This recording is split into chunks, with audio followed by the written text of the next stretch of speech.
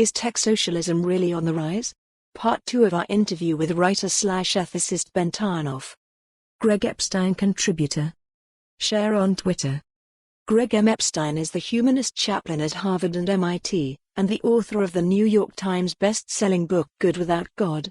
Described as a godfather to the humanist movement by the New York Times Magazine in recognition of his efforts to build inclusive, inspiring and ethical communities for the non-religious and allies, Greg was also named one of the top faith and moral leaders in the United States by Faithful Internet, a project of the United Church of Christ and the Stanford Law School Center for Internet and Society.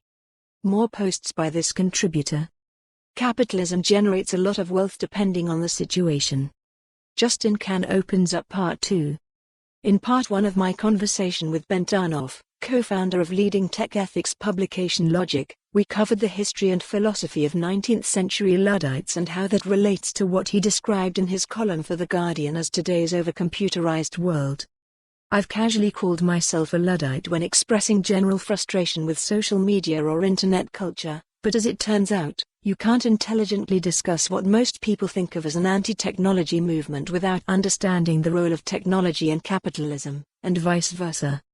At the end of Part 1, I was badgering Tarnoff to speculate on which technologies ought to be preserved even in a Luddite world, and which ones ought to go the way of the mills the original Luddites destroyed.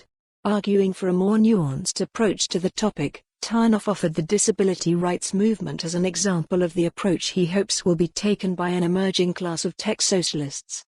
TechCrunch, the Americans with Disability Act has been a very powerful body of legislation that has basically forced us to use our technological might to create physical infrastructure, including elevators, buses, vans, the day-to-day machinery of our lives that allow people who otherwise wouldn't be able to go places, do things, see things, experience things, to do so.